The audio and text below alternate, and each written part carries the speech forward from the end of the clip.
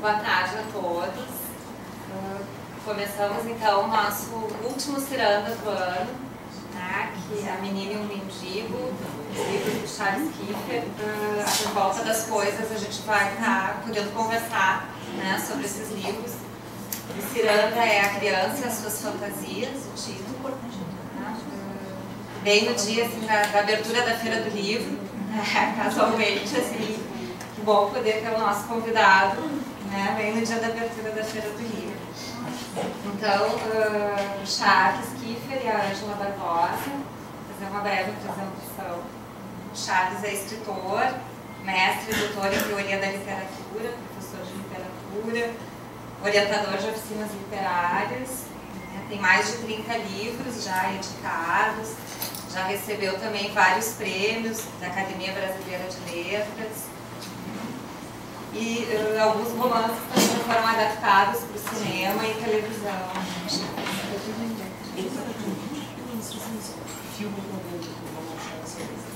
Tá certo. No final a gente vai ter uma sessão de autógrafos com Charles, os livros estão à venda ali atrás. E o filme Valsa. É assim, lá na cultura vocês pagam 58. Mas filme Valsa para Gaúcho. E a nossa convidada também é a Ângela Barbosa, né, psicóloga do CEAPA, da SPPA, e também atuando na escola Amigos da Praça.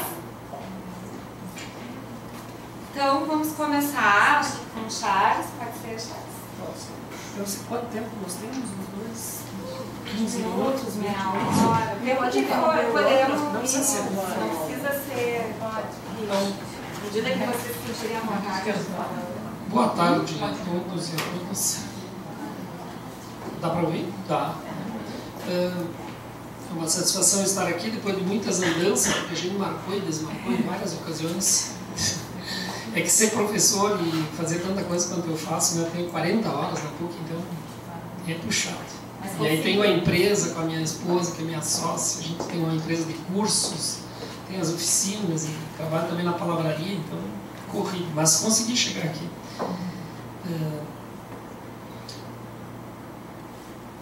Posso falar um pouco de criatividade antes de entrar direto? Porque parece que o tema era literatura infantil, né?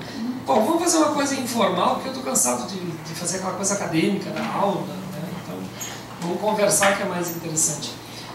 Eu sempre lembro, quando eu começo um curso de oficina literária, especialmente na oficina literária, nos cursos acadêmicos não, porque é diferente, são pessoas que nem sempre estão lá porque querem naquela disciplina, então muda muito o perfil do aluno de uma oficina literária, que uma pessoa já com o terceiro grau formada, a vida resolvida. Por exemplo, Juarez Guedes Cruz, Lúcio Boechat, só para citar dois nomes que vocês conhecem, e tantos outros psicanalistas que já passaram pelas minhas oficinas.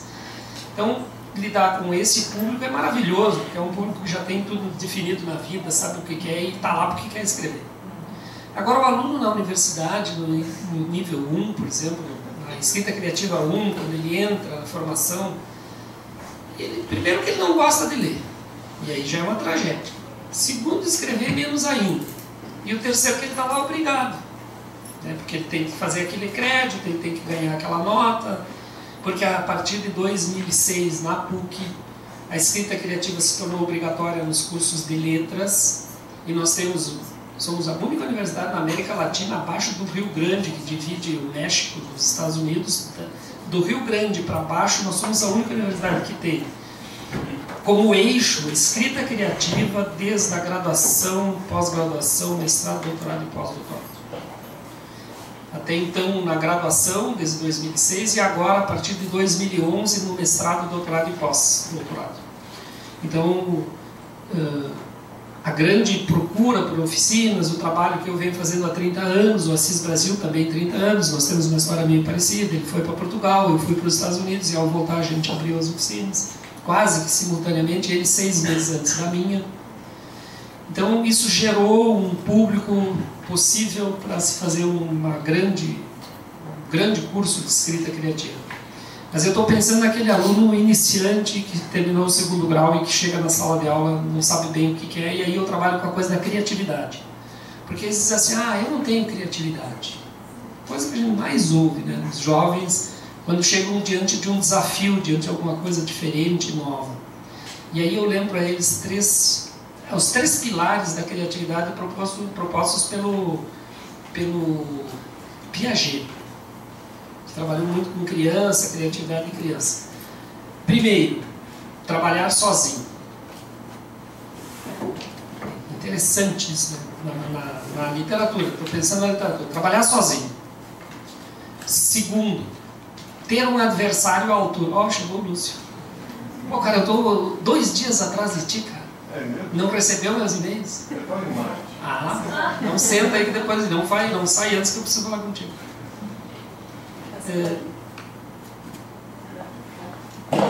Pode convidar, vem pra cá, Lúcio. Vem? Quer vir sentar aqui? Já cheguei, já vou pra aí.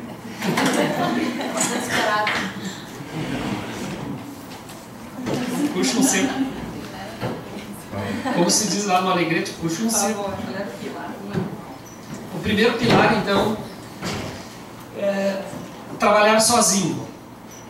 O segundo pilar, ter um adversário, não vamos chamar de adversário, ter um oponente à sua altura. E o terceiro, ler de tudo, até bula de remédio. Os 3 princípios do Piaget para a criatividade, para despertar a criatividade. Quanto mais a pessoa, então assim, quem é pai, mãe aqui, trabalha com adolescente, sobrinhos, etc. Quanto mais a criança, eu estou com a minha filha lá que tem 10 anos, que tem uma curiosidade fantástica, enorme, escreve super bem, e é por isso que ela escreve bem. Ela tem interesse por tudo, ela toca piano, agora quer tocar violino, ela toca gaitinha, ela toca gaita, ela toca sino, sineta, estuda japonês na internet, faz de tudo, o que puder ela faz. E faz inglês, e faz pilates, e não sei mais o que, e se não fizer tudo isso, ela não dorme, né? Tem que fazer. Então, quanto mais interesses a criança tiver, o adolescente tiver, o jovem tiver, mais criatividade vai ter na hora de produzir. Então, assim, por exemplo, quer ver, quando eu era menino, lá da Sofia, dos 10 em diante, ela tem 10, eu descobri que maravilha era enciclopédia. Para mim foi um maior achado da minha vida, foi na minha escola, de primeiro grau, segundo grau, primeiro grau ainda, eu descobri que existia um negócio chamado Barça. Aquilo foi a descoberta da minha vida. E o Tesouro da Juventude. Tesouro da Juventude, Delta Júnior, Mirador, Enciclopédia do Estudante, que eu tive até pouco tempo atrás, depois acabei dando. Mas a Barça eu ganhei do Guido Coppitti, uma Barça completa, porque eu nunca tive dinheiro para comprar uma Barça no passado, né? E quando eu conseguiria comprar uma Barça, a Barça mudou. A Barça, que era composta por ensaios, virou verbetes. E aí quando eu fui ver os verbetes, eram umas porcarias. Porque a grande Barça é aquela com ensaios de 10 páginas sobre um determinado assunto, com grandes pensadores, grandes filósofos, médicos, psicanalistas. E um dia o Guido me disse, tu não quer uma Barça? E daí eu disse, de que ano é? Ele disse, é uma coisa velha, antiga. Eu disse, quero. Pois eu hoje tenho uma Barça com os verbetes, aquela Barça que eu lia lá no meu colégio, no Colégio Pio XII. Então o fascinante da enciclopédia é tu pedra, e aí tu vai no P e sai. Então, primeiro ponto, voltando ao primeiro ponto da criatividade. Trabalhar sozinho. Aqui nós temos um primeiro problema. Agora aos poucos isso muda, mas ainda levaremos alguns anos. Mulher é complicado. Porque a mulher tem dupla jornada, aquela coisa toda, tem filho, maridos são muito aderentes, namorados e amantes também, né? E aí que tem uma coisa que a mulher precisa aprender nas oficinas, e às vezes dá divórcio, dá outros casamentos, dá de tudo lá nas oficinas, né? Como em qualquer grupo humano. Mas uma coisa que as mulheres têm que aprender a construir é um espaço simbólico. Elas têm que... e isso para algumas isso é muito doloroso. Chegar e dizer para o marido, o cara que está 30 anos com ela e que é um cara muito possessivo, e dizer para ele, olha, eu vou escrever um conto e tu não vais ler isso. Porque quem vai ler é o professor, os meus colegas. E tu só vai ler isso depois de publicado. Isso é complicado para muita mulher. Para o homem, não. É assim, eu exijo isso das alunas. Eu digo, olha, não mostrar para o pai, não mostrar para o namorado, não mostrar para a amante, não mostrar para o marido, não mostrar para ninguém, nem para a amiga. O lugar onde o texto vai ser mostrado é na sala de aula. Lá está o Lúcio, que é meu aluno na terça de manhã, e a gente descasca a cebola lá do texto. Então, o lugar especializado para o texto é na sala de aula, na oficina, e não em casa, não com os amigos. Porque a visão do amigo, do pai, do familiar é sempre distorcida. Sempre. Ou ela é distorcida para o bem ou distorcida para o mal. A pessoa de fora ela não tem equilíbrio técnico para avaliar o texto. E aí vira um problema, porque... E aí em sala de aula, às vezes, quando a pessoa não obedece, eu digo um negócio sobre o texto, e eu tenho 30 anos de experiência nisso, fiz curso nos Estados Unidos, tenho doutorado nisso, aí eu faço um comentário absolutamente técnico, rigorosamente eficiente. E a pessoa olha para mim e diz, mas o meu namorado adorou. Complicado. Então, a abertura desse espaço simbólico que as mulheres precisam fazer em casa quando escrevem é que é complicado inicialmente. O segundo ponto sobre ter o adversário, bom, ainda no primeiro, trabalhar sozinho, né? Por exemplo, mas agora já não acontece mais, isso é um sinal dos tempos. As mulheres com mais de 30 anos, elas dizem, eu ouço frequentemente em sala de aula. Ah, mas eu não tenho um computador para mim. Como é que eu vou escrever a hora que eu quero? Porque eu digo, tu tem que ter um horário para escrever. Tu tem que ter um local na casa onde ninguém acesse. Tu tem que ter até, se necessário, tem que ter código no computador. Tem que ter senha no computador, para não ser bisbilhotada.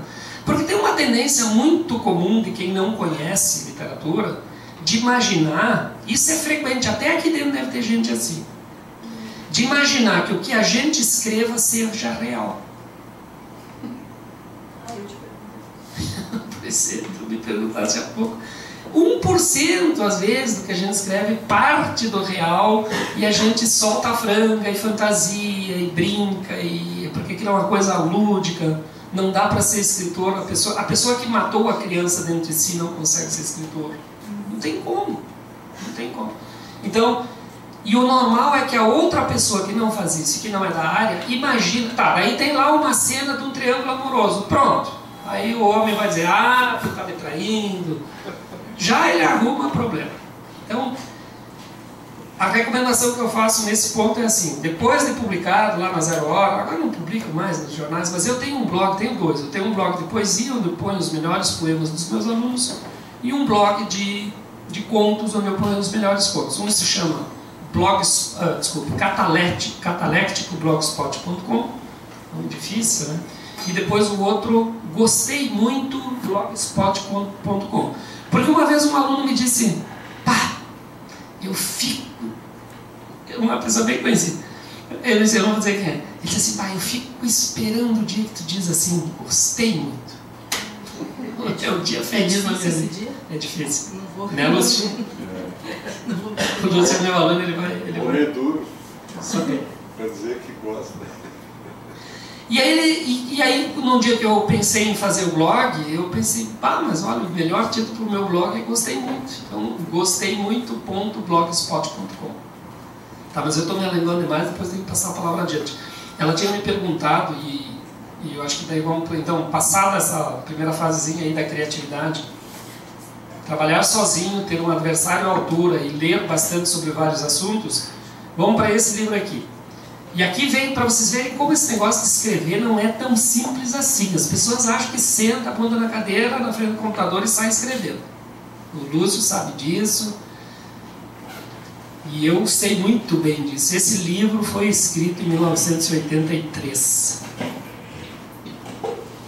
E a minha primeira filha era criancinha menor que a Sofia. A Maíra, que hoje tem 32. A Maíra tinha 5. E aí, terminei o livro, entreguei para a editora, para minha... Não cheguei a entregar para a editora, desculpa.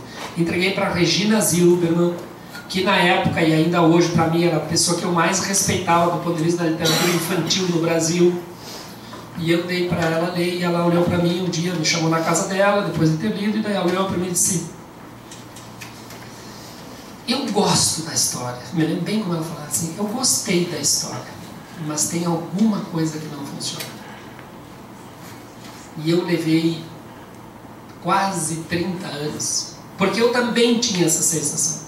Terminando de ler, alguma coisa não funcionava. E eu levei quase 30... Na Menina e no Mendigo. Levei quase 30 anos, ou seja, eu precisei amadurecer. Eu tinha 20 e poucos anos. Muito tempo depois, mexendo nas minhas caixas lá no meu escritório, nas caixas antigas, eu já não... Lógico, 25, 30 anos depois, eu não me lembrava que eu tinha escrito esse livro. Porque isso ficou no original, era ditado à máquina, naquela época nem computador eu tinha. E eu vi um pacotinho assim, um pacote dobrado de folhas. E eu li, eu pensei, mas o que é isso? Aí eu li. Não tinha esse título, A Menina, era um outro título. Pensei, mas olha só, uma história infantil minha que eu nunca publiquei. Aí eu reli. E que gozado, né? Passada aquela montanha de tempo, quando eu reli, imediatamente eu vi o problema. Eu disse: mas o problema está aqui, está ali, está lá. E é isso. Sentei, num fim de semana eu resolvi a história. Mandei para a editora imediatamente. 2 dias depois, a minha editora disse: adorei o livro, o pessoal aqui adorou, vamos publicar. É isso aí. Ou seja, esperei. Tivesse publicado lá atrás, talvez hoje esse livro fizesse parte daqueles 3 livros que eu tirei da bibliografia, porque são insuportavelmente ruins. Mas eu passo a palavra, senão eu falo mais e depois voltamos, eu volto depois. Tá bom. Tu disse que voltou ao livro, né? E eu fiquei pensando que eu voltei aqui hoje, fiquei super emocionada, cheguei super cedo, porque o CEAB foi o lugar onde eu aprendi a trabalhar e fiquei bem emocionada em chegar aqui. E fiquei com uma expectativa de encontrar meus colegas. Foi muito estranho, porque eu cheguei aqui com meus colegas, imaginei meus pacientes que eu aprendi a trabalhar aqui, fiquei muito emocionada, assim, daí estava vazio, cheguei muito cedo. E foi uma sensação estranha, assim. E depois as gurias começaram a chegar, comecei a me sentir bem velha. Então eu acho que o tempo passou mesmo, e foi bom ter passado, e bom estar aqui de novo, muito feliz com o convite. E ter me convidado para esse tema também foi bom, porque juntou 2 lados meus. Que na época do vestibular, eu queria fazer artes plásticas, mas a minha mãe não deixou, disse: vai morrer de fome, não pode fazer. E então eu estava em dúvida entre artes plásticas e psicologia. E sorte que deu para juntar, não artes plásticas, mas a arte hoje, então eu fico bem feliz. E artes plásticas faço um consultório, que eu deixo os pacientes pintando muito, desenhando, então no final dá para juntar tudo, assim. Só que, como vocês me convidaram, assim, por uma coisa mais, assim, entendo mais teórica, eu preparei uma coisa escrita, eu não quero ser chata, então se eu for chata eu quero que me interrompam. Daí que eu vim com muitas ideias sobre o teu livro, mas dá um cutucão de leve. E então eu pensei assim que esse encontro gerou muitos pensamentos, assim. Eu estava te falando que na minha casa a gente leu o livro, eu levei para minha mãe, para minha irmã, para meus filhos, e fiquei discutindo, assim, foi muito legal. Então o primeiro pensamento me remeteu, assim, à obra do Freud, assim, porque sou muito tradicional, porque eu consigo pensar sem chegar nele. E ele fala, assim, Freud, como sabemos, se utilizou muito da arte, né, dos mitos e dos contos para compreender o funcionamento mental. Então eu fui no futuro de uma ilusão, vocês já leram esse texto, eu acho, né? Eu acho que todo mundo aqui da psicologia, mais ou menos, né? E ele fala uma citação bem interessante. Como já descobrimos há muito tempo, a arte oferece satisfações substitutivas para as mais antigas e mais profundamente sentidas renúncias para viver em sociedade. E por esse motivo ela serve, como nenhuma outra coisa, para reconciliar o homem com sacrifícios que tem que fazer em benefício da civilização. Eu fiquei pensando, por que a gente vai lá hoje, na sexta-feira, podendo tomar uma cerveja bem gelada? Né? Também seria bom, mas para a gente poder se reconciliar, se reunir e ter contato com coisas, angústias que a gente durante o dia a dia não consegue ter tempo para parar para pensar. Né? E nesse texto, o Freud nos faz pensar que as criações da arte produzem sentimentos de identificação entre as pessoas. Quando a gente vê a arte, porque vai num museu e várias pessoas estão olhando, então a gente se identifica através da arte. A arte transmite seus ideais culturais, teus livros transmitem aquilo que tu pensa. e expressam as angústias aqui, por isso que eu te perguntei se era real, eu fiquei angustiada em saber se era tu que tinha ficado doente na Revolta das Coisas. Leram o livro? Não, posso contar um pouquinho. Eu posso contar um pouquinho, eu adorei o livro. Isso é real. E, é real? Sim, Ah. eu morri. Não, mas... Eu tive parada cardiorrespiratória. Bom, eu vou te dizer que toda a minha apresentação mexeu com o tema da morte, só isso que eu penso desde que eu li teu livro. Então, eu fiquei tomada por isso, assim, não, espero não deprimir todo mundo hoje. Mas o livro expressa suas angústias, né, dão esperança e mostram caminhos. Na Revolta das Coisas, o Charles disse: uma vez contadas, as histórias não saem mais do mundo. Elas produzem prazer, servem de exemplo e alimentam outras histórias. O Freud também fala assim, ó, tal como parte a humanidade em geral, também para o indivíduo é difícil de suportar, a vida é difícil de suportar. A arte, a fantasia, serve como forma de dar conta da vida. E a fantasia é uma forma de buscar alívio para as dores da existência, do medo de morrer, do medo do desamparo. Então a fantasia se torna uma necessidade. O Bill fala que somos levados... Isso que eu vou falar foi a gente teve num congresso, acho que a Rita estava lá de psicanálise em São Paulo faz 2 semanas, eu fiquei muito tomada por esse texto, então vou fazer uma síntese da síntese. Bill fala que somos levados sem controle a uma situação onde fazemos sempre a mesma coisa, sem nunca fazermos a nós mesmos a seguinte pergunta. Essas palavras do Bill. Eu quero continuar fazendo o que eu faço hoje? Não nos perguntamos isso porque em parte nós temos medo, porque não queremos mudar as nossas vidas. Como não queremos mudar as nossas vidas, portanto, não queremos fazer essas perguntas. Mas de fato as perguntas perduram, e não importa se queremos respondê-las ou não. Esse é o Bill. Mas adiante ele fala: a resposta para essa pergunta pode ser muito desagradável. Isso se torna inoportuno às vezes. Mas as perguntas que são feitas ao analista são perguntas como: vale a pena viver a minha vida? Bem, quando você sabe o tanto quanto você pode sobre a existência na idade em que você se encontra, você pode se sentir igualmente amedrontado de não contar ao analisando ou ao seu filho o que você sabe. Porque pode ser importante para a criança saber o que a vida real é, não a vida sobre qual podemos ler em livros de história. Essa é uma posição difícil, pois coloca a resposta numa questão relativa ao que o outro pode ouvir. Então a gente vai responder o que o outro não pode escutar. Na história, na Revolta das Coisas, vou ver uma síntese, a história é a seguinte, ó.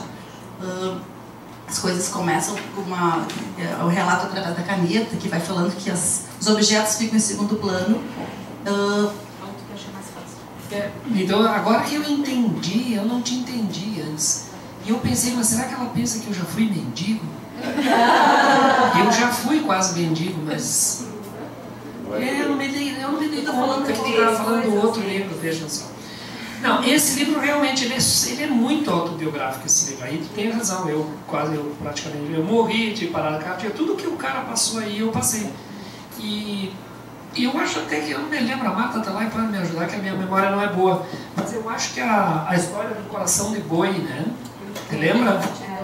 Não, foi, né? Foi lá que começou o livro. Eu estava no hospital 3, 4 dias na UTI, escapei, estou aqui conversando com vocês, mas a Sofia era menininha, tinha 3 anos, 5 anos. E para protegê-la, a Marta nunca levou para o hospital para me ver lá, ela só me viu, a Sofia não foi ao hospital. E teve um momento que eu acho que a Marta contou alguma coisa para ela, que ela te perguntou se eu não lembro. É que ela deu uma resposta para a criança, e aí a Sofia perguntou assim: mas então o pai agora vai berrar que nem boi, uma coisa assim. Porque a Marta contou, ou a Sofia ouviu. Porque o que aconteceu? Eu tive um choque hipovolêmico, e eu tenho o documento, o médico chegou, o cardiologista, dias depois, no meu quarto, me disse: manda, eu não emoldurei, guardei, manda emoldurar e guarda na sala, porque tu é o único cara que eu conheço na história da medicina que sobreviveu com tão pouco sangue. Eu fiquei com menos de 20% de sangue em circulação e sobrevivi. E aí o médico me disse uma frase fantástica, ele disse, tu tens um coração de boi. E eu disse para ele, olha, meu avô também, o médico, o meu avô estava morto literalmente, o coração não parava, o coração de boi. E aí a menina, minha filha, e a Marta deve ter contado, ou ouvido, e ela ouviu, e daí, mas se eu tenho um coração de boi, mas então mãe, o pai vai berrar que nem boi? E essa pergunta, quando ela fez, e eu fiquei sabendo, gerou um livro, A Revolta das Coisas Vem Daí, somada a um outro episódio que tem a ver com a Sofia. Esse livro é completamente da Sofia, tanto que diz aqui, ó, a Sofia que me pediu uma cadelinha e uma história.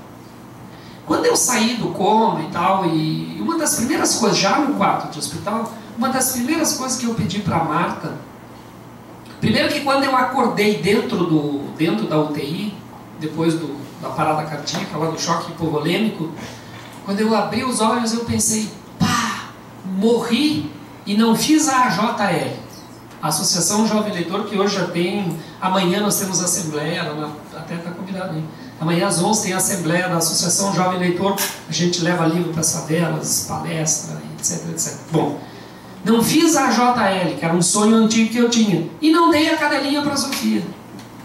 Porque a Sofia passou anos me pedindo uma cadelinha e eu não queria cachorro dentro de casa. Fui mordido por um cachorro aqui na boca e tal. Então é daí que nasceu o livro. Mas a história é a seguinte, pelo que eu entendo. Começa com a revolta das coisas. Deixa eu falar. Tá, já te passo assim, ó. E aí eu observei o seguinte, tá? A segundo ponto, então, foi a pergunta da Sofia. E o seguinte, quando a Marta comprou a cachorrinha, a Sofia brincava muito com tesourinha, com tampinha, com um monte de coisinhas. E aí entrou a cachorrinha lá em casa e as coisas foram abandonadas. E um dia eu passei pela sala e estavam aquelas coisas tristes, chorando no canto lá, abandonadas pela Sofia. E aí eu pensei, já pensou, escrever uma história do ponto de vista das coisas. E aí a caneta que escreve a história, porque ela vivia brincando com a caneta e agora só dá atenção para a cachorrinha. Aí, então, a lápis, a Mont Blanc, eu acho que é uma descrição, ela resolve escrever os sentimentos das coisas a respeito desse lugar que elas ficam. Então, até no final vai terminar com isso, mas posso falar agora, que cada objeto começa a ter uma reação. Por exemplo, o tubo de cola faz uma revolta. A caixinha de suco, né, contra a violência, mais adocicada. A tesoura, aspectos agressivos, ficava mordendo a empregada.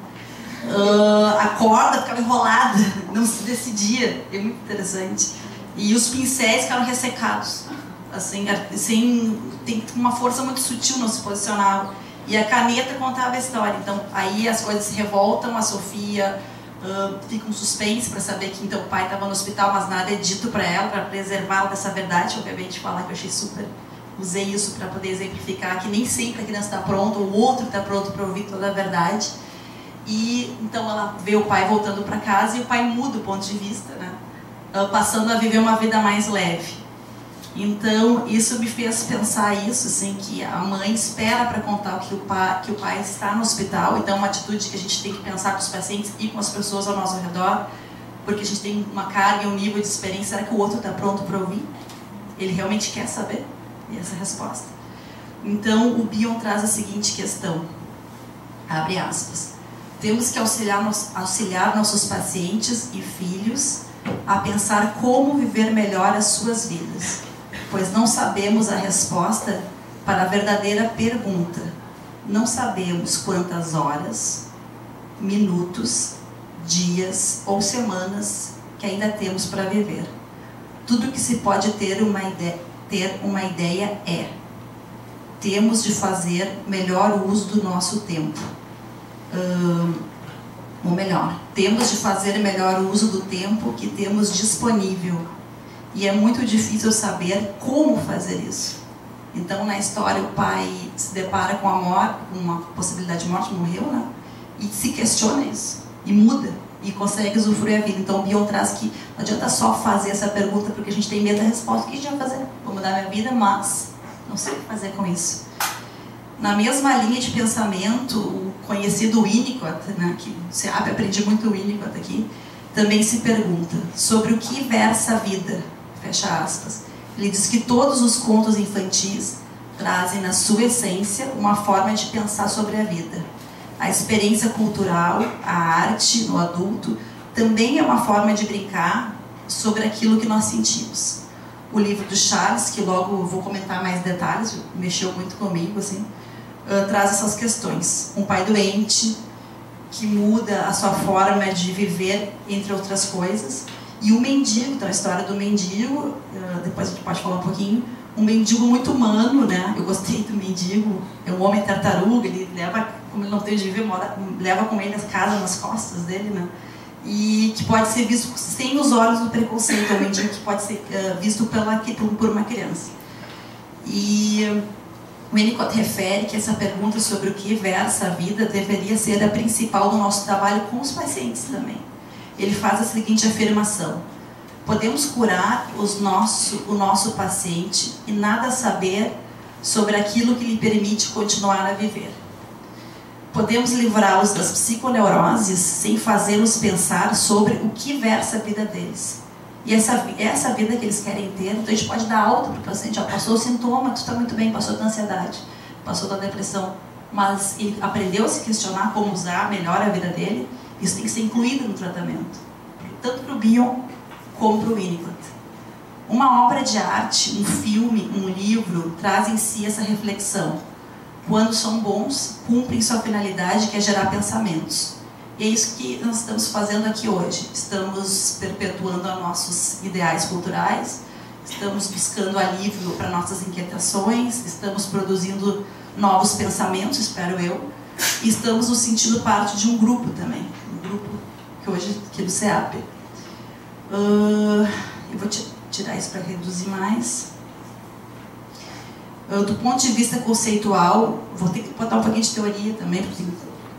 Não? Então, tá. A experiência cultural pertence ao fundo comum da humanidade, a qual grupos e indivíduos podem contribuir e usufruir. É um lugar para guardar a nossa história comum. É uma forma de registrar o coletivo. Escrever é registrar a nossa cultura. E no livro, a Sofia, que está lá atrás, aparece fazendo esse papel de registrar então a experiência, a cultura, e nos passa toda essa situação. Do ponto de vista conceitual, o Winnicott utilizou o termo experiência cultural, ele usa como uma terceira área, como uma ampliação da ideia dos fenômenos transicionais, acho que todo mundo conhece esse conceito, e da brincadeira infantil. Então, no livro Brincar é Realidade, o Winnicott explica que o brincar é uma maneira de entrar em contato com a realidade. O brincar não está nem na realidade exterior e nem na realidade interior. Ele é uma coisa que acontece em dois planos, dentro e fora, ele une. Né? Não é uma coisa objetiva, não é uma aula que está aprendendo, e não é algo que fica só na fantasia, como no sonho, né? Então acontece fora. O brincar pertence a uma área intermediária, que une fantasia e realidade. A fantasia, então, tem um papel da criança de ligar esse mundo interior com a realidade externa. Na criança, o brincar serve para expressar emoções, aprender papéis e representar desejos. A criança desenvolve o pensamento mágico, desse por Freud também, e fantasioso, também para dar conta do seu medo da solidão, do desamparo e da realidade de ser pequeno e absolutamente dependente de um adulto. Então ela tem que criar sua onipotência para poder sobreviver, né? Se some todo mundo, ela morre simplesmente. Então ela faz um pensamento onipotente. A percepção da própria fragilidade na criança seria muito assustadora. Por outro lado, brincar, eu acrescentei isso hoje porque eu perguntei para várias crianças no consultório: o que é brincar para ti? E eles falavam: brincar é uma coisa boa. Eu estava dando brincar como uma elaboração de um conflito, de uma angústia, mas realmente brincar é uma coisa boa. É a expressão é um exercício de prazer e a busca de satisfação através de um ato simbólico. Os livros que tu escreveste, assim, dizem muitas coisas. Só a história que tu fez pode costurar tantos aspectos da vida real e da fantasia. E a revolta das coisas, essa história que a gente falou, eu contei o fim do livro? Não. Então ele fica doente, as coisas se revoltam, chega o cachorrinho, tu muda e vai viver melhor. Só que as coisas continuam lá dentro da gaveta e pensa: puxa, mas nossa, Tá tudo resolvido, ficou todo mundo feliz, a gente fora. Daí ela se organiza, tinha que mostrar a imagem, ela se organiza em caretas. Elas, espera aí, vamos fazer alguma coisa. E todo mundo começa a fazer caretas, olha. Eles começam a fazer caretas no chão, com rostos, sorrindo, expressões. E então a Sofia começa a olhar pro chão, olha aqui. As coisas existem de novo e volta a brincar com as coisas. Esse é o fim do livro. Então a revolta... Olha aqui, ó. Daí, então as coisas que estavam dentro da gaveta começam a ter uma expressão. Ela nem estava aí para as coisas. Assim, ó. Tinha várias, como tu disse, né? Tinha várias correntes políticas nas coisas. Tinha os radicais que queriam partir para agressão, furar o olho da cachorra. Tinha outros que queriam botar fogo no rabo da cachorra. E aí o bom senso... e tinha uns que diziam, não adianta, a cachorra ganhou. Tinha um urso suicida, né? Que se matar. Queria se matar. O cachorro de pelúcia queria se matar. Aí o outro grupo lá disse, mas não adianta, isso aí é vitória. Ela ganhou, a Sofia foi conquistada pela cadelinha, agora não tem mais nada, a gente não pode fazer mais nada. E daí venceu o partido político, né, interno, que disse assim, mas tem uma possibilidade, nós podemos reconquistar a Sofia. Deixa eu dizer o que você louca pra falar. Então as coisas se organizam nesses desenhos, nessas brincadeiras. Então de manhã, de noite elas trabalham para fazer o serviço, e de manhã quando a família acorda, as coisas começam a mandar mensagem. E assim a Sofia, a personagem, não a Sofia real lá, ela percebe que as coisas estão tentando conquistá-la e ela se deixa conquistar de novo. E aí harmoniza lá no final, então cachorro e coisas podem brincar juntas todos. Eu brinquei, tô louca pra falar, porque eu vi uma história da vontade de falar, né, de brincar também. Então, o que eu entendi, eu posso brincar psicanaliticamente, que a gente pode juntar a teoria tribal. Então, a revolta das coisas, o livro se passa em 2 planos. O plano real, quando a Sofia traz seu desejo de ter um cachorro, né, e o pai não quer. E depois se depara com a doença do pai. Então ocorre uma cirurgia e a mudança de comportamento do pai, que acaba aceitando ter um cachorro. O pai se torna diferente, tanto com a experiência da doença, como com a chegada da Bibi. Tem uma frase aqui que o pai fala, o pai passou a trabalhar menos e a brincar mais, depois da doença, e depois o pai disse, posso não gostar da Bibi, mas reconheço que é um animal doce, mas não late. Acabou de dizer isso ali atrás. E fez com que nossa casa se enchesse de alegria nova e inesperada. Então, esse é o plano real, né? O pai se torna diferente, então, com a experiência da doença, com a chegada da Bibi. Nesse aspecto, talvez o pai tenha se perguntado o seguinte, Charles, eu estou certa? Sobre o que versa a minha vida. Quanto tempo ainda eu vou ter, entrando na história do Bill, e se permite brincar mais, usufruir mais da vida. O segundo plano seria o plano da fantasia, onde os objetos criam vida, se organizam numa revolta criativa, em busca do olhar da menina de novo. Esse segundo plano, o relato é muito divertido e trágico-cômico, dá para se divertir mesmo. Para mim, tanto a revolta das coisas como a doença do pai retratam claramente o estado de mudança e me fizeram lembrar sofrimentos que fazem parte da própria vida e que se assemelham a... Associei isso. Como os objetos estão tão tristes dentro de uma gaveta, me lembrou as tristezas que a gente passa na vida da gente. Então me lembrei assim, chegada do irmãozinho, quando o irmão fica de fora, o crescimento dos filhos com o afastamento da adolescência, que eles fecham a porta e nos deixam de fora, a saída de casa do jovem adulto, onde a casa fica vazia, e a velhice, então, quando os idosos se sentem um utensílio sem importância, quase dentro de uma gaveta, assim, os idosos sentem essa falta de uso deles, né, de utilidade. Me ocorreu que o teu livro retrata a mudança de papéis que podem ocorrer dentro da família e as reações diante da ameaça da vida. O livro toca nessas dores tão importantes, inevitáveis. A vida não passa numa folha em branco. E como desviam, a história está sendo escrita a cada momento. Mas aí vem a beleza do livro que me encantou. Existem dores, mas existem formas de enfrentar os sofrimentos. Os objetos se reúnem, eles enfrentam o abandono de forma criativa, eles se arrumam, se perfumam, é impressionante, se organizam e se cuidam. A capacidade deles de se integrarem numa solução criativa mostra claramente a ação da pulsão de vida, né? Como falou Freud, essa pulsão, a pulsão que liga, põe as coisas em movimento, fez o pai enfrentar a doença, modificar-se, trabalhando menos, levando uma vida mais prazerosa, mais leve e mais brincada, né? O livro aponta para uma solução da vida. Faz uma importante ponte entre a fantasia e a realidade. E como disse o Winnicott, a fantasia é o importante elo de ligação com a vida. Então, tá tempo ainda? A incapacidade disso daí foi associando a incapacidade de sonhar e de fantasiar e de brincar numa pessoa, independente da idade, é uma falha importante. A incapacidade de sonhar leva a uma rigidez em relação à vida. A intolerância com os conflitos pode levar ao uso de drogas, as doenças psicossomáticas também, e ao consumismo excessivo, porque entram na zona dos afetos irrepresentáveis, que são descarregados sem passar pela área do pensamento. Tudo que não passa pela fantasia vai direto para essas vias do corpo, do consumo, da violência. A dor mental é descarregada sem transformação do aparelho psíquico, e não existe uma verdadeira capacidade de pensamento se não existe junto uma capacidade de sonhar. O sonho está na base da formação do pensamento, e isso se dá quando ainda se é bebê, no contato com o seio da mãe. O bebê pequeno, mais cedo ou mais tarde, se depara com a frustração do seio da mãe. Ele tem fome e o seio não aparece naquele exato momento. Então, o que o bebê faz quando a mãe não dá o peito? Quem é mãe sabe. Ele começa a alucinar a amamentação, né? Vocês sabem dessa teoria. Ele começa a sugar ou o polegar ou o paninho. E quando ele inicia esse processo de fantasia, ele começa a achar uma solução para uma frustração, para um desprazer. E o fato de fazer essa alucinação, isso é a base da formação do pensamento. Porque mais adiante o pensamento é uma forma de achar soluções, de segurar o desprazer, de pensar a respeito. Né? Então foi o Bion que falou isso.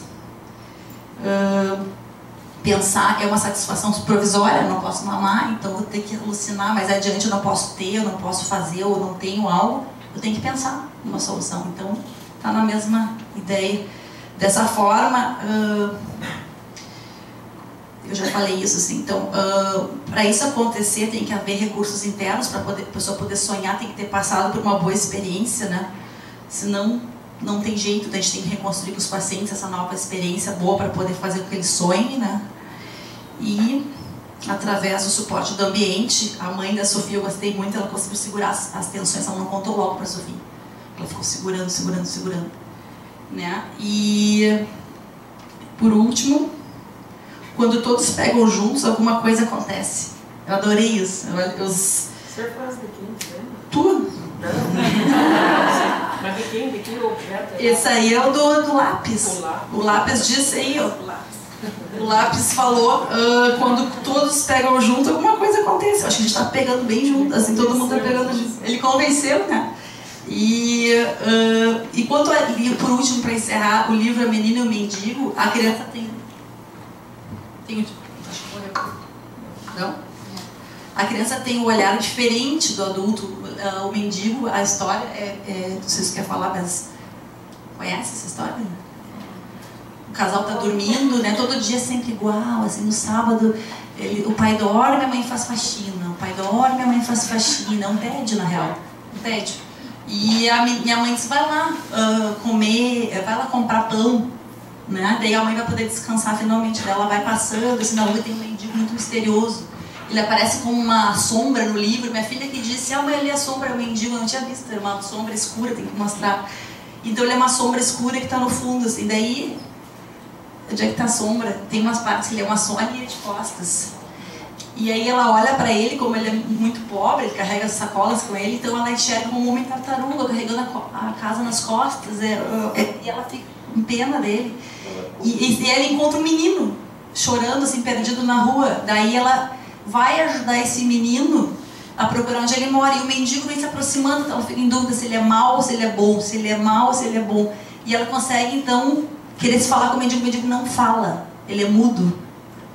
E aí ela consegue confiar, mesmo que ele não fale nele, e ele vai levando, conduzindo ela para casa, porque ele sabia o endereço do menino, e ele vai tentando carregar ela e o menino, tu imagina, ela confia no estranho, ela vai indo, o pai e a mãe mandam não fazer, né? Ela confia no estranho, e na hora para um carro, assim, travando, assim, e pega o menino e xinga o mendigo e sai, assim, que é o pai do menino achando que o mendigo estava raptando, assim. Então eu não consegui analisar tanto isso, eu fiquei... A história fala por si, assim, eu pensei que a criança, última frase, a criança tem um olhar diferente do adulto, ela enxerga com a alma, você não acha? Ela enxergou com a alma. O adulto tem um olhar impregnado de preconceito, e eu acho que o escritor é uma pessoa que ainda enxerga a vida com a alma, né? Apesar de ser que tu disse que não tá nada bom, assim, com os alunos, tu enxerga com a alma, né? E nós, psicanalistas, terapeutas, enfim, pessoas que gostam disso, que estão aqui agora, a gente também está enxergando com a alma, então eu adorei. Achei muito bom. Eu só queria dizer, tu tem ideia de quem é o mendigo, o que ele foi? Não sei, eu acho que as pessoas tinham que pensar o que era, assim, não sei, ele é uma pessoa muito estranha que não fala. O mendigo não tem língua. O mendigo foi um torturado político que perdeu a língua na prisão e foi jogado na rua. A história do mendigo é terrível. Um dia talvez eu conte a história do mendigo. Mas no livro não aparece. Mas ele escreve, então é a forma dele se comunicar. Também, ele é um mendigo. É, porque ele foi professor universitário e torturado e perdeu a língua e está jogado na sarjeta. Sabe, você conhece o Jesus Danilo? Então eu contei pro meu filho de 14 anos essa história e ele almoçou, daí ele foi deitando, assim, foi contando, nunca mais tinha acontecido isso. Ele deitou e dormiu no meu colo, contando a história. Eu achei estranho, 14 anos com 1,85 m. E depois que ele olhou e disse assim, ó, mãe, tu conhece o Jesus Danilo? Eu falei, sim. Pô, ele é um mendigo trilegal, sabe? É que nem esse mendigo. É um mendigo, só porque é mendigo, então não é uma pessoa? Vocês não viram na 0 horas semana, só queria ler uma coisinha dos... Eu gosto demais da caneta. Deixa eu ler uma coisinha da caneta. Eu adoro a caneta. E aí, deixa eu dizer uma coisa. Para que um avião caia, tudo tem que dar errado. Avião só cai quando tudo dá errado. Senão o avião não cai. E por isso é tão seguro. É o meio de transporte mais seguro que existe. Porque tudo precisa dar errado para o avião cair. Para uma história funcionar, tudo que tem que dar certo. E quando eu estava começando a pensar na história, eu abro uma gaveta e encontro uma caneta linda que os meus alunos tinham me dado de presente dentro de um estojo no fundo da gaveta esquecida. Eu pensei, mas claro, é essa caneta. Foi aquela que a nossa turma deu? Foi. É da tua turma. A Cláudia, a tua, a Viviane, o Guido, a turma da sexta-feira de manhã. A caneta lá abandonada, esquecida. E eu abro a gaveta. Então a caneta está escrevendo a história, ela escreve, então ela diz assim, sou uma caneta prateada e esbelta. Gosto dessa palavra, esbelta. Parece a soma de alta e bela. Não vou dizer o meu nome para não fazer publicidade. Não sou garota propaganda. Hoje em dia tudo se transforma em mercadoria, até mesmo o nome da gente. Se eu dissesse o meu nome, amanhã muitas pessoas iriam às lojas comprar canetas do meu tipo, prejudicando muitas outras canetas que se embonecam nas vitrines e se esforçam por ser amadas. Sou só uma caneta, mas tenho as minhas vaidades. Não tanto quanto Bibi, que saracoteia toda empinada atrás da Sofia. Aos sábados ela retorna do Instituto de Beleza como se fosse uma cachorra de concurso. Enfeite na testa, pelo escovado, cheiro de shampoo e perfume. Dá nojo. Eu não preciso disso. Tenho ouro na cintura, no alto da cabeça e na alça com que me agarro aos bolsos dos paletós e das camisas. Além do mais, não preciso fazer regime, conservo sempre o mesmo peso. Um presente de fazer inveja, disse um dos amigos do pai de Sofia ao me tomar em suas mãos. Adoro canetas, retrucou o professor guardando-me no estojo. Além de professor, o meu dono é escritor. Ele não sabe que eu também gosto de escrever. E ele me vê apenas como um utensílio, uma ferramenta. Não sabe que as coisas são o que as coisas querem ser. Eu sou escritora, mas ele insiste em me deixar semanas e semanas no estojo, como se eu gostasse de viver em ambientes escuros e sufocantes. Ele só me leva para palestras, sessões de autógrafos e festas. Economiza o meu viver. Não sabe que é no dia a dia que as coisas se realizam. Preferimos morrer jovens e úteis do que velhas e enferrujadas. Antigamente ele me dava mais atenção, agora passa o tempo todo naquele computador. É uma caneta ressentida, né? Passa o tempo todo naquele computador. Hoje sou só um enfeite, um fetiche. Às vezes me agarra, passa horas a me acariciar, rabisca 2 ou 3 palavras e depois me abandona, sentando-se aquela máquina luminosa e barulhenta. Aquela placa-mãe, aquela ventarola que esfria a placa-mãe é infernal. Não sei como ele aguenta. Os deuses vendem quando dão, escrevi certa vez citando Fernando Pessoa. O professor ganhou em rapidez e eficiência com o computador, mas perdeu em silêncio e afeto. Vou parar de falar de mim mesmo. Estou aqui para contar a revolta das coisas. É assim que ela se apresenta.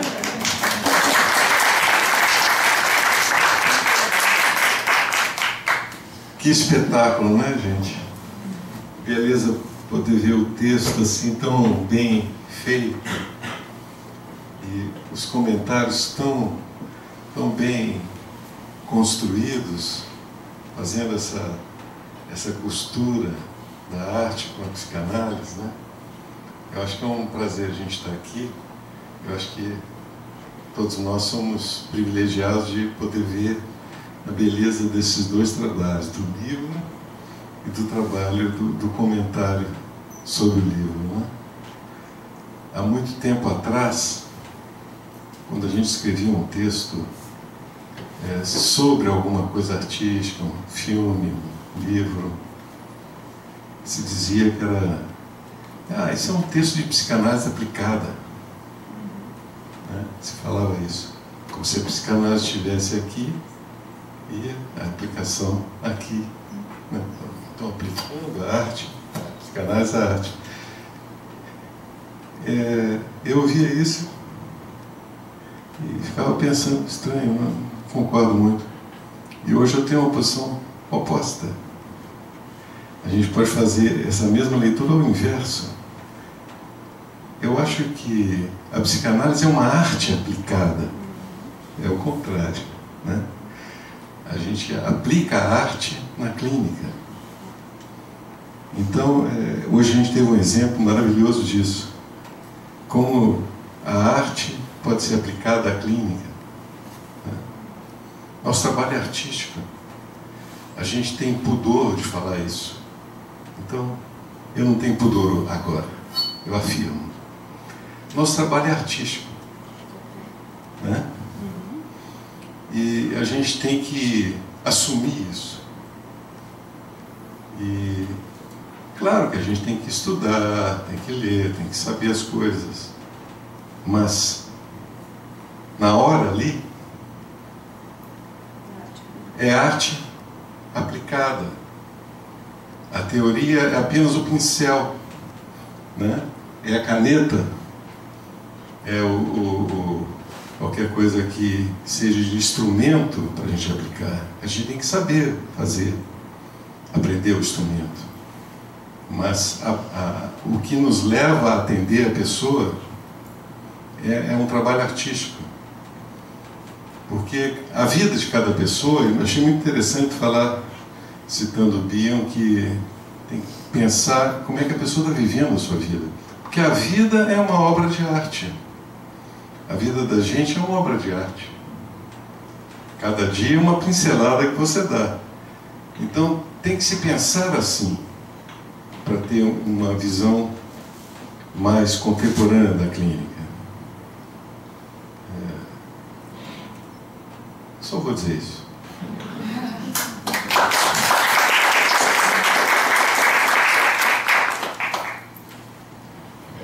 Ou, como diria o Nietzsche, no Ecce Homo, no Eis o Homem, sem a arte morreríamos todos loucos.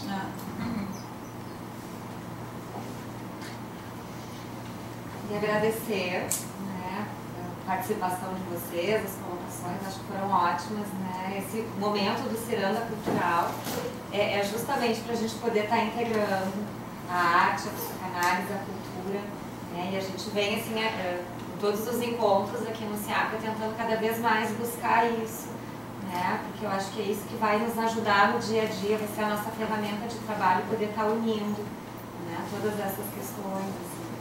Sem a arte, eu acho que o nosso trabalho também fica muito empobrecido. Acho que a gente podia abrir. Eu só quero contar uma coisa que, linkado ao que o Lúcio disse para Vanessa, por exemplo, que escreve também, que é cientista psicológica. Quando eu cheguei na universidade, me incomodava, na PUC, eu estou falando da PUC como professor. Eu sou escritor muito antes de ser professor. Sou escritor desde guri, desde criança. E aí fui fazendo formação e virei professor. Para ganhar, porque não dá para viver de literatura, então eu tive que sempre trabalhar em outra coisa, que é dar aula para sobreviver.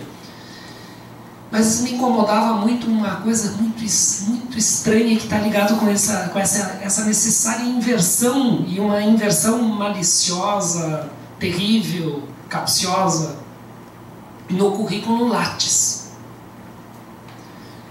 Eu escrevo um romance, gasto 4 anos escrevendo meu romance. Meus livros em geral, agora o novo livro vai sair, mais de 4 anos de trabalho no meu último livro, que vai sair outro. É um livrinho pequeno. Aí um aluno meu escreve um ensaio de 10 páginas, num fim de semana, sobre o meu romance que eu levei 4 anos para fazer. E ele publica isso numa revista, aspas, científica. E ele tem pontuação no Lattes. E eu, que escrevi o romance, não tenho pontuação no Lattes. Eu me revoltei contra isso, pessoal. Sempre me revoltei. A Marta é testemunha disso. Isso me deixava indignado, me deixava mal. Eu cheguei ao ponto de, num triênio, publicar 12 livros e não ganhei pontuação nenhuma. E outros professores lá que publicaram 1 ou 2 artigos numa revistinha em cacimbinhas tinham 12 pontos, 18 pontos. E aí eu resolvi virar porque eu sou meio revoltado, eu sou a revolta das coisas. Eu sou a tesoura, não, a tesoura não. Eu sou bem conciliador, mas eu tenho momentos que eu chuto o balde. E aí escrevi um artigo, apresentei para alguns professores, se desesperaram. Não, pelo amor de Deus, não faz isso, não bota isso no público, isso não pode ir para fora da universidade, porque não sei o que, não sei o que, não sei o que. Só faltou me crucificar. Eu pensei, bom, perco o emprego, mas não perco a dignidade. Mandei para 0 Hora, saiu o artigo. Só para resumir a história, esse troço pipocou para o Brasil inteiro, em milhares de sites e de Facebook e não sei mais o que. E resultado, isso é uma boa notícia, Vanessa, a partir de agora, de 2012 em diante, retroativa 2009, texto artístico tem o mesmo valor no currículo Lattes do texto científico. Ganhei sozinho essa parada, porque não encontrei ninguém no país que quisesse enfrentar. Todo mundo me dizia, não, o CNPq não vai mudar, a CAPES não vai mudar. Tudo muda. Se a gente, como é que diz o Lápis disse? Quando a gente se une, alguma coisa acontece.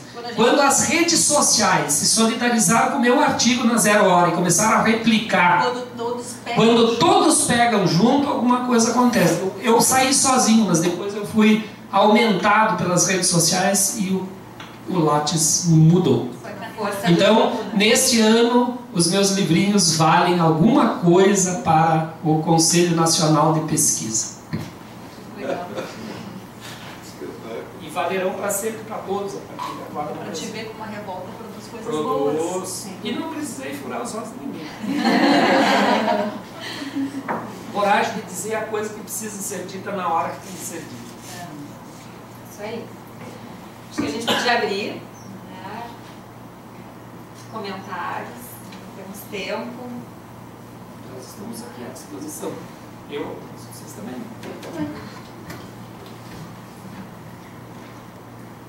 O que vocês pensaram, assim, ocorreu para vocês? Vamos trocar umas ideias aqui. Quando todos pegam juntos, vamos pegar junto. Quer falar alguma coisa? Não, Luísa. Sobre o mendigo, ela ficou pensando tanto sobre o mendigo, foi ler filosofia. Minha irmã veio assistir porque ela ficou curiosa sobre o livro do mendigo. Não, que na verdade eu até comentei que a menina mendigo, né, me ocorreu que eu sou assim, amante da filosofia, assim, no meu tempo assim, particular. E Descartes falou, penso, logo existo. Que na verdade, uma vez eu vi uma reportagem falando que o que é pior para o mendigo não é passar frio, fome, né, viver na rua, mas sim ser invisível. que eu acho que era o que o mendigo estava um pouco, né, se sentindo invisível e tal. E a partir do momento que a menina teve olhado para ele da maneira dele se pronunciou, né? Então é aquilo, eu existo, eu penso, eu sei onde aquele menino mora, né? Então foi assim, tipo, a existência dele ali se estabeleceu na história, né? Se materializou. Tem um professor da USP, tese de doutorado de antropologia e sociologia, um antropólogo e sociólogo da USP, fez a seguinte experiência, impressionante experiência. Ele se vestiu de gari e durante, eu não sei quantos meses, ou se foi meio ano ou um ano, ele ficou limpando e varrendo os corredores da USP, no departamento onde ele dava aula.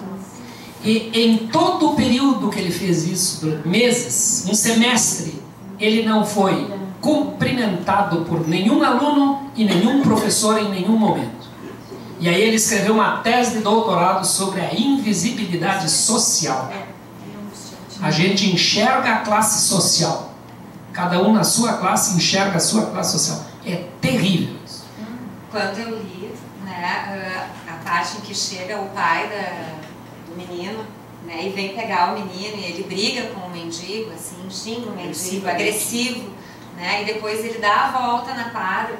E eu fiquei na expectativa de que ele viesse pedir desculpa, né, ou no mínimo agradecer que tivesse encontrado ou dado alguma direção. E ele fica indiferente, né? Eu acho que isso assim me tocou muito, assim, e fala dessa indiferença que a gente vive hoje em dia, né?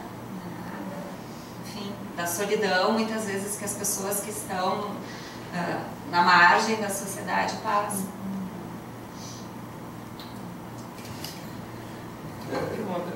Eu acho que não é só quem está na margem, né, que sofre a invisibilidade, porque é o problema da aparência e da essência. Acho que qualquer pessoa não precisa ser mendigo para ser invisível, né? Empregada doméstica. Empregada doméstica. Nós todos.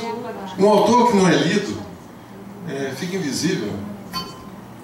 Né, um autor que não é lido fica invisível.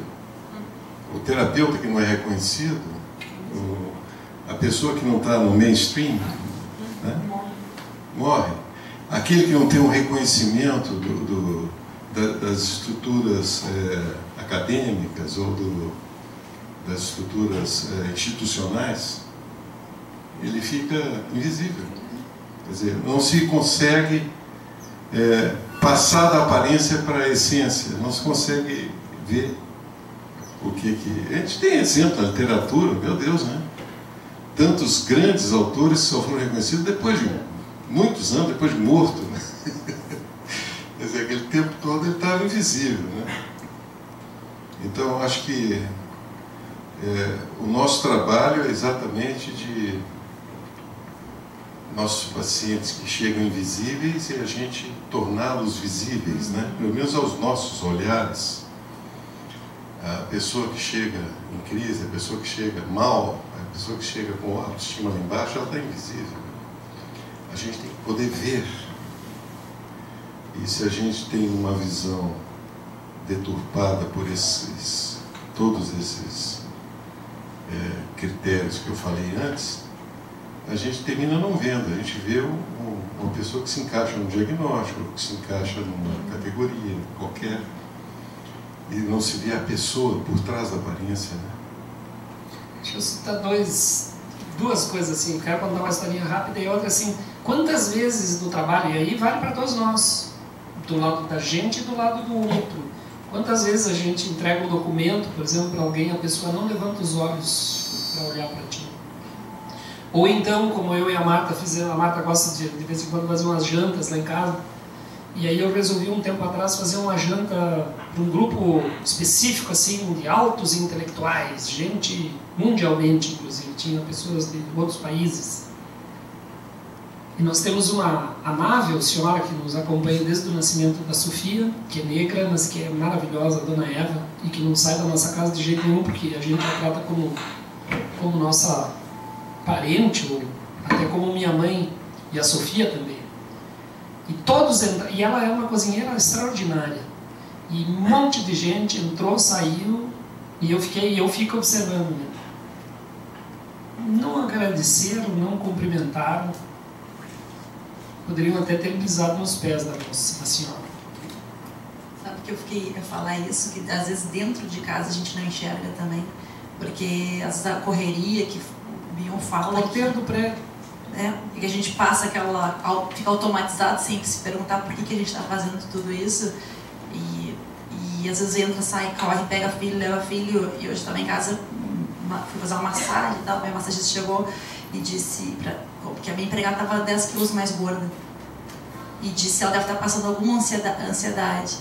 Bem, é uma pessoa que eu adoro, está comigo há muitos anos, e eu me dei conta, assim, que eu passo por ela, vou, entro e saio, obrigada, com licença, boa tarde, e eu não tinha visto, ela estava 10 quilos mais gorda, eu desci, na hora do almoço, perguntei, tudo bem contigo? Ela disse, eu estou 10 quilos mais gorda, eu falei, tá tudo bem contigo? Ela disse, não, estou muito angustiada por um problema da família, e eu me dei conta, e às vezes no consultório, quem não atendeu, ou quem não sentiu isso, algum paciente que tem um problema de não ser visto dentro de casa, o mundo dessa pessoa não olhar por um pai ou por um parente, né? Eu já vi isso muito no consultório. Então, o que o terapeuta faz? É essa arte que tu diz, a gente olha essa pessoa dentro dela.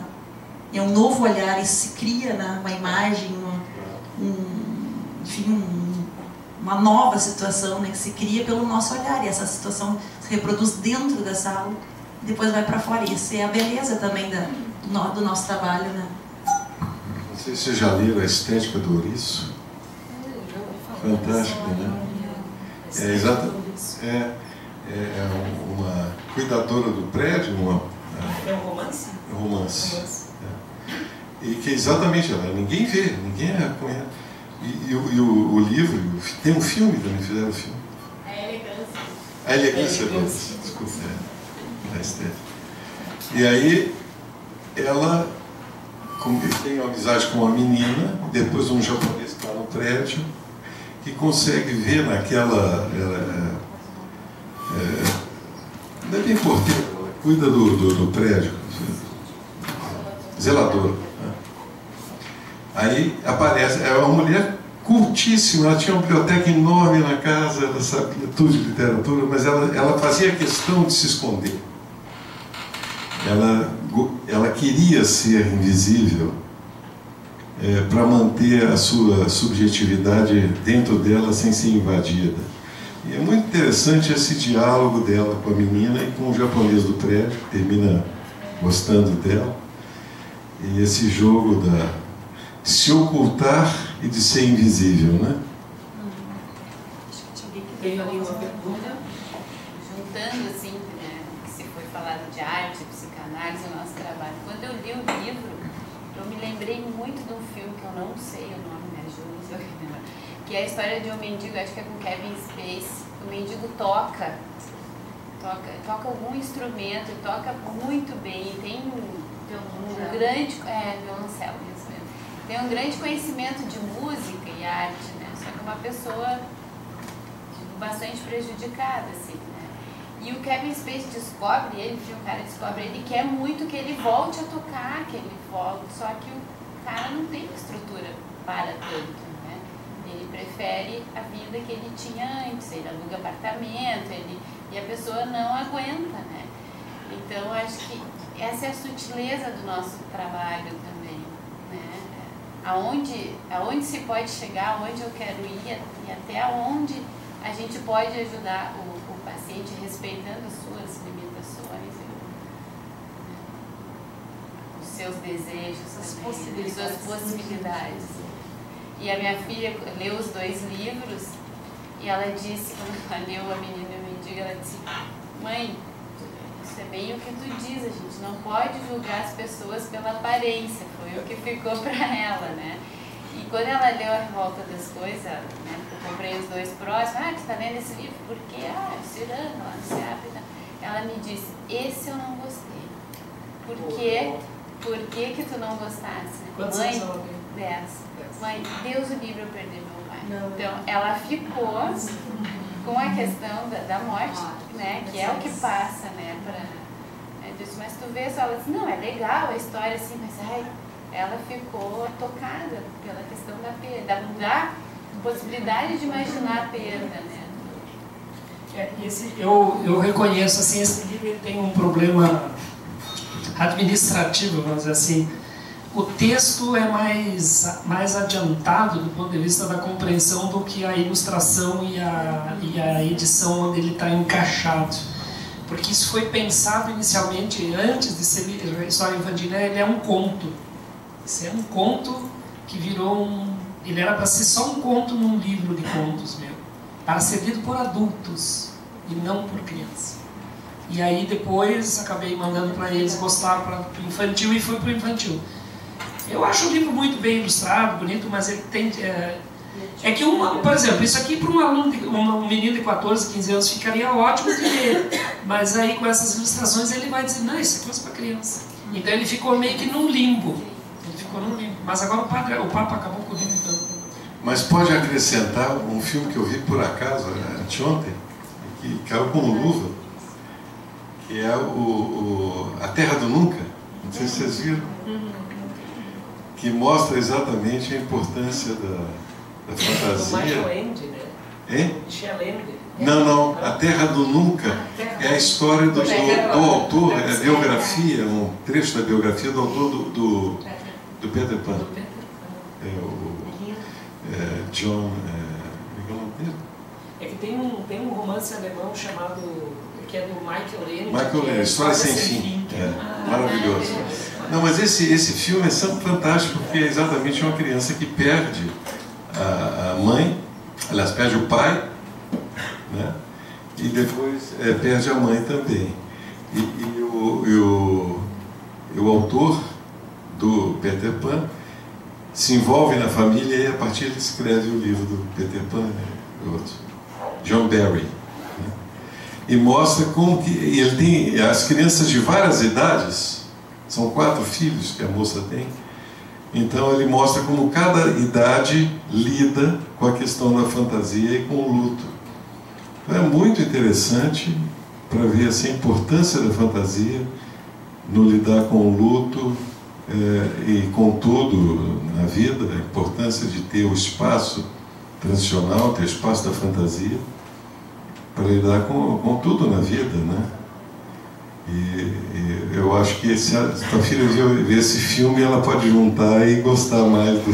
E ela é uma exímia leitora, ela tem muito... A Revolta das Cores. Né? E ela, então, assim, se eu estou lendo alguma coisa, ela quer saber, né? Nós viajamos, fomos para a Holanda, lá a história da Anne Frank, caso da Anne Frank. Mãe, tem o diário da Anne Frank em português, compra para mim.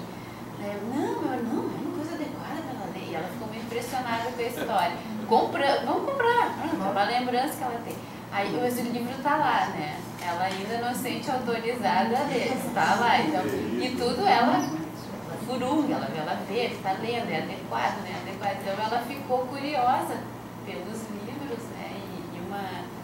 E ela disse, tu gostou? Eu disse, eu gostei dos 2, eu falei para ela. Mas cada um tira, né, as suas... Daí ela ficou imaginando. E eu contei para o meu filho de 5 anos, ele queria ler A Revolta das Coisas. E quando eu falei da parte do coração de boi, ele dava risada. Depois ele me disse assim, essa é a parte mais engraçada do livro, conta de novo.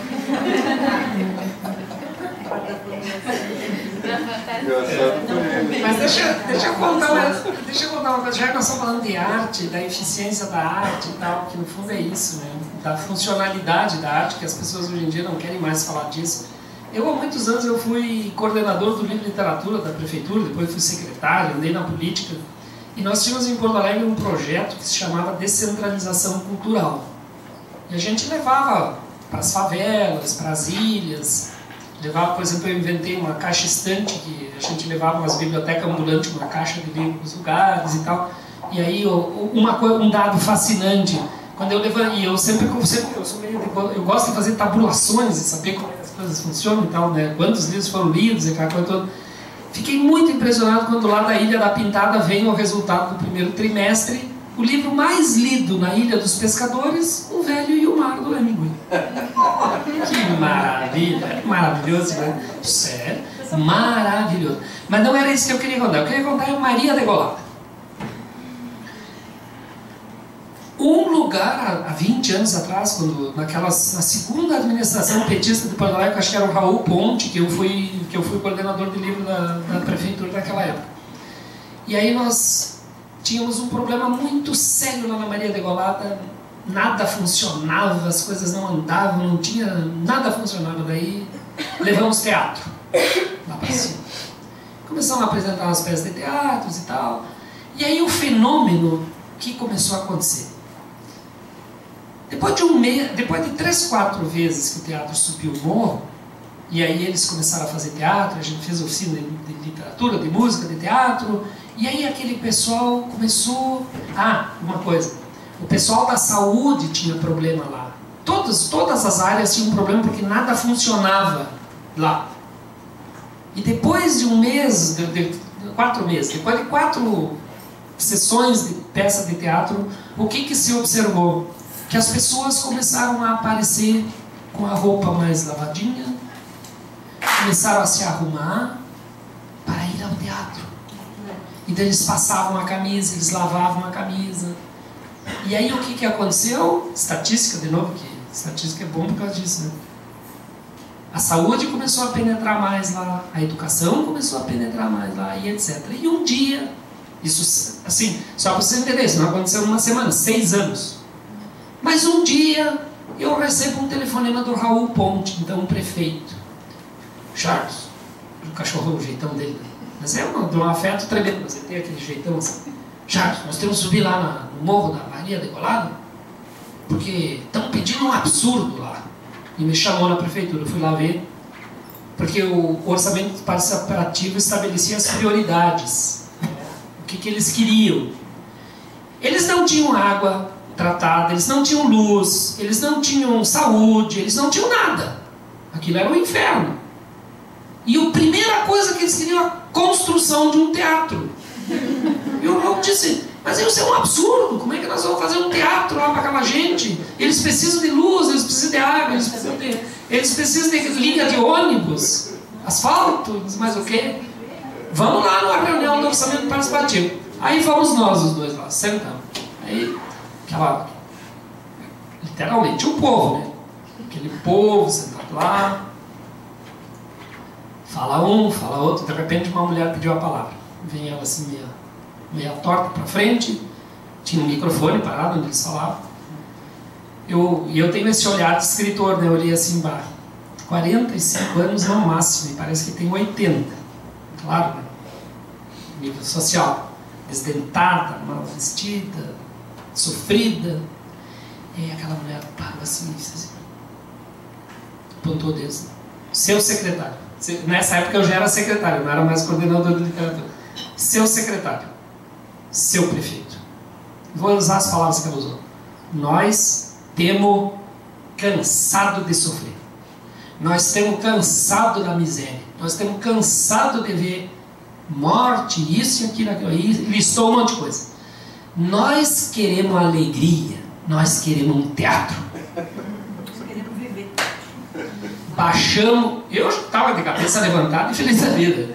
O Raul baixou a cabeça e nós saímos de lá. E hoje aquilo lá é o Centro de Cultura, a Biblioteca Leverdógio de Freitas, onde a Associação Jovem Leitor faz permanente trabalho lá em cima. Essa associação que eu criei muitos anos depois vai dar assistência, leva livro, faz palestra. Agora na feira a gente se envolve um monte com eles lá. Então assim, ó, arte funciona, os gregos estavam certos. Antes de mais nada, a arte é pedagógica e educativa. Ela não precisa ser panfletária, ela não precisa ser propagandística. Ela só tem que ser boa. Eles pagavam, né? Pagavam para assistir para pessoas 12 dracmas. Os gregos, os atenienses, só os atenienses. Os atenienses pagavam 12 dracmas, o Estado pagava para o cidadão 12 dracmas para ir ao teatro. E sabe aqui a gente fazia isso? Mas construíram o que construíram, né? Que sobrevive até hoje. Eu estava aqui lembrando, Charles, uma frase que ficou marcada para mim, tu falava muito nas oficinas, que escrever é dizer não, né? Eu estava pensando, acho que essa também é uma frase que é uma marca registrada, assim, do Charles, né? Acho que essas coisas que essas coisas que tu está contando, assim, né? A revolta das coisas mesmo, né? O que tu conseguiu escrevendo e, né, desenvolvendo isso. Eu acho que isso também é muito parecido disso que a gente falou dessas invisibilidades na clínica, né? Também é dizer não, assim, né? Nesse sentido. E eu tenho um livro que chama Última Trincheira por causa disso. Porque na vida social como a gente já vive, por exemplo, eu tenho que engolir sapo na sala de aula, eu tenho que engolir sapo em todo lugar, todo mundo tem que engolir sapo. Mas no escrever não, porque é a minha última trincheira, né? É o último lugar onde eu posso dizer não. E o último grande não que eu disse, eu vou contar, já que tu quer de novo me ouvir dizer não. Mandei o meu livro para a minha editora no Rio de Janeiro, a Record, a Luciana Vilas Boas, que agora não está mais lá, e ela me mandou um e-mail. Eu tenho um e-mail guardado. Com esse título eu não publico. Dia de matar porco de jeito nenhum. E eu disse, então eu não publico aí mesmo. E aí fui para a Leia e vai sair agora, no ano que vem, na editora Leia, Dia de Matar Porco. Porque eu pensei muito sobre o título, é fundamental para mim o título. E eu não vou, então assim, isso que eu ensino para os meus alunos. Tá, eu vou dar uma opinião para o Lúcio. Se o Lúcio tiver dúvida, ele deve ouvir a minha opinião. Se ele tiver certeza, ele não deve ouvir. Não interessa de quem vem, se tu tem certeza. Agora, se tu tem dúvida, aí é sinal que tu também já não tem a certeza que precisa. Então, eu tinha certeza que o título é Dia de Matar Porco. Custe o que custar. É aí o argumento dela, não vai vender nada, não sei o que, não faz mal. A revolta das coisas muito provavelmente vende pouco também por causa do título. Ah, mas revolta para criança.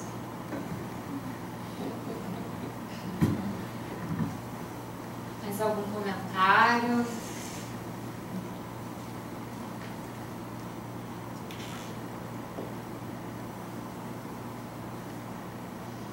Deixa eu fazer um comentário, já que ninguém quer fazer comentário.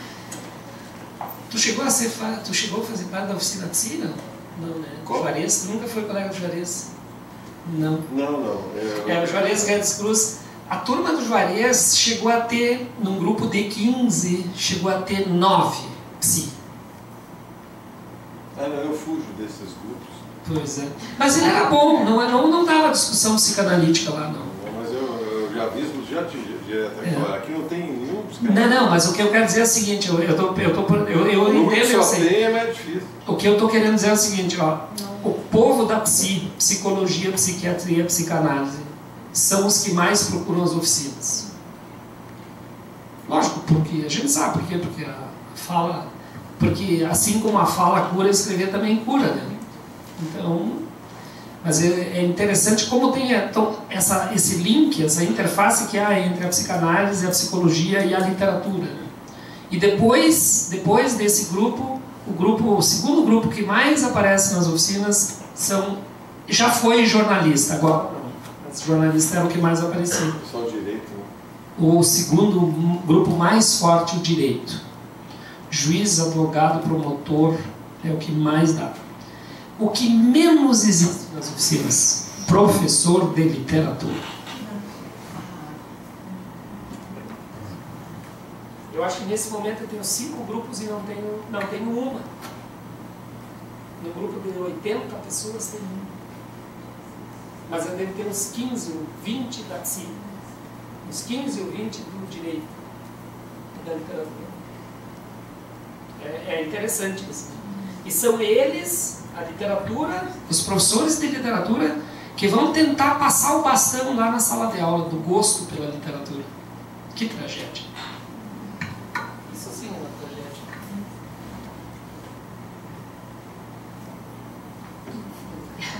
Quando você me encarando nós, Pois é. hoje uma vontade de pensar o que a gente vai querer pra gente daqui pra frente. E quando vocês falaram de um jeito muito... Eu me emocionei várias vezes aqui. A história, com o jeito que é falado, com o jeito que foi contado. Parabéns, eu estou me sentindo privilegiada. Foi muito legal. Quanto nos enriqueceu, né? Eu acho que esses momentos são preciosos para nós aqui no SEAP. Queria então agradecer a presença do Charles, da Ângela, do Lúcio, né? Por esse momento tão rico, agradecer a presença de todos. Não, e eu passei 2 dias mandando e-mail pro Lúcio e não recebeu meus e-mails, mas enfim. Bom, eu quero te convidar para participar do evento. Estou montando uma feira com 30 escritores novos, apresentando na Caixa Econômica Federal. Sentar comigo e discutir literatura lá. A partir de amanhã até o dia 11, cada dia 2. Começa O cachê de vocês vai ficar bem magrinho, porque eu vou dividir em 30, então virou uma merreca, mas eu... Dá para um café. Um sorvetinho. Um café. Então, agradecendo. Esse é o nosso último Ciranda do ano. Né? Convidamos todos para o próximo ano, em abril. Ainda a programação não está pronta, mas com certeza a gente retoma em 2013. Muito obrigada.